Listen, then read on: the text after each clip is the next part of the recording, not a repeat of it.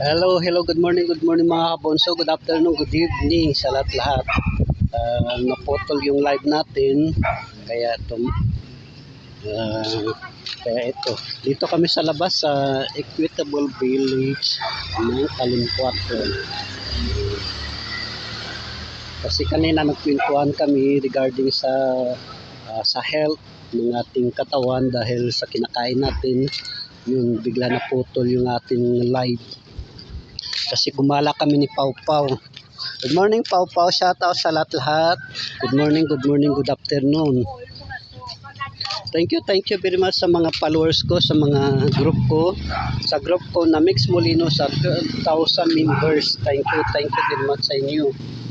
Blessed Sunday morning.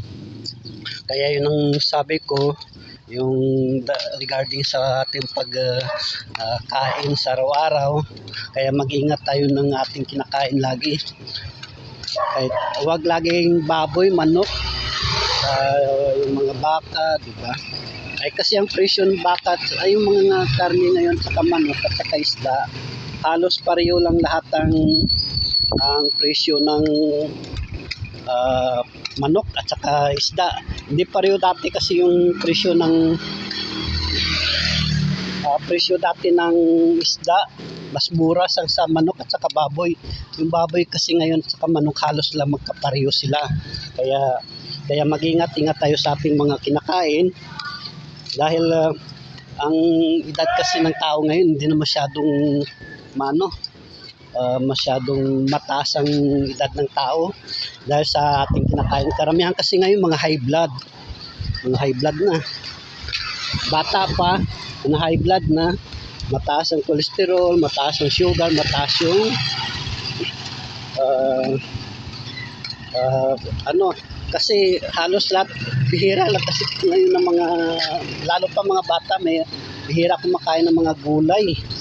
Yung mga bata bihira na kumakain.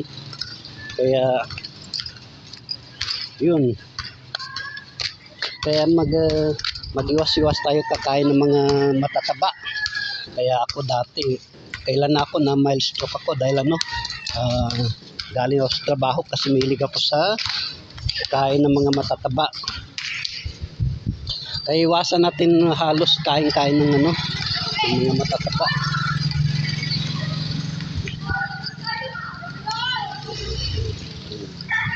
Papaw.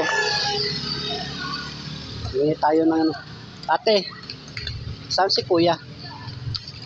Hingi kami daw ng bayabas. Paalam tayo. Itong inalaga namin sa umaga, kahit may kape, dahon ng bayabas at saka yung ang ginalaga namin. Ay sa probinsya kasi ito marami, 'di ba? Marami mga bayaba, mga dahon. Dito bayabas at saka yung sambong. Yan ang ginalaga namin sa umaga, kahit may kape na 2-in-1, pero mas makakatulong kasi ito dati. Yung paglaga ng bayabas dati dito, yung halimbawa tinutuli ka, hinuhugas pagka tinutuli, yung pukpok na pag tuli, ito inguyain mo bago ilagay tapos ng tuli.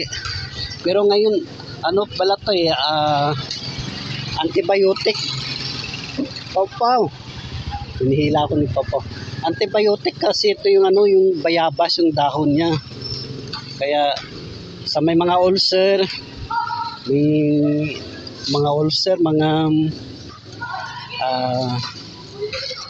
lalo pa yung may mga sakit sa kidney, maganda to yung yung bayabas. Dahil antibiotic ito antibiotic ito sa paglalaga.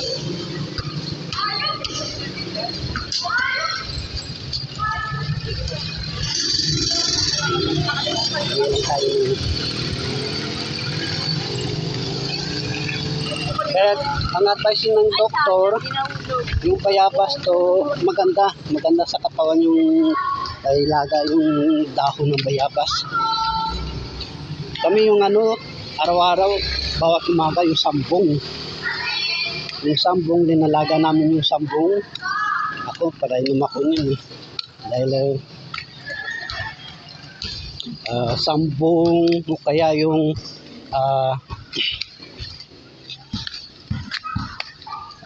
lemongrass. Yung lemongrass, maganda yung sa high blood.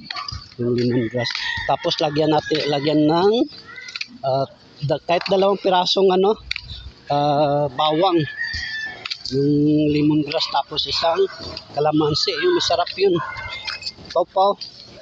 Lalo pa kung may high blood tayo, yan ang masarap pang kainin yung inumin yung lemongrass. Yung yung tanlad. Yung tanlad, yan ang masarap inumin pagka may high blood. Lagyan lang ng 2 pirasong kalamansi at saka yung bawang. Kahit 2 pirasong kahit 2 pirasong butil ng bawang, ilagay mo sa baso at saka pwede na yun. Pero sa amin kasi linalaga namin dahon ng bayabas at saka yung tanlad. Kasi maganda sa high blood yung tanlad din eh. Tanlad. Saka itong dahon ng bayabas, halimbawa, may mga ulcer ka, kung sakit-sakit ng mga bituka dito, antibiotic kasi ito yung yung dahon ng bayabas. Antibiotic to. Kaya minsan kasi pagka wala dito sa ibang sa mga subdivision, sa mga minsan, di ba, wala ka makikita ng mga tanim ng mga bayabas. Dati doon nga ako bumibili sa Quiapo eh, yung mga tinatawag ba na pito-pito. Kasi halo-halo na doon sa Quiapo, yung mga pito-pito. Kaya minsan, dati doon ako nakabili. Ay dito naman may bayabas, yun. Kaya sa mga probinsya, huwag kayong sabihin mo na yung dahon ng bayabas para lang sa bagong tuli. Sa bagong tuli na yung dahon ng bayabas. Hindi yung para sa bagong tuli. Kasi antibiotic to eh.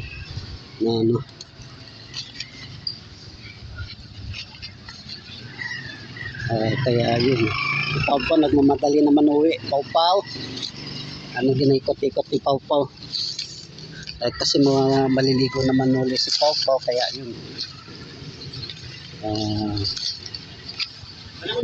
Nagmamadali kasi si Pawpaw.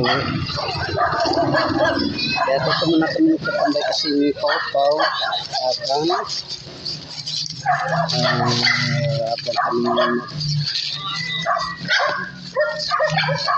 Kanina kasi kanina bago kami umalis ng bahay, excited si Pawpaw. Excited. Lalabas. Pagka dito na kasi kami sa labas, halos nagmamadali na umuwi si Pawpaw. Yan. Madali mapagod. Pawpaw, wait. Pawpaw. Kaya yan guys, thank you very much. Thank you din sa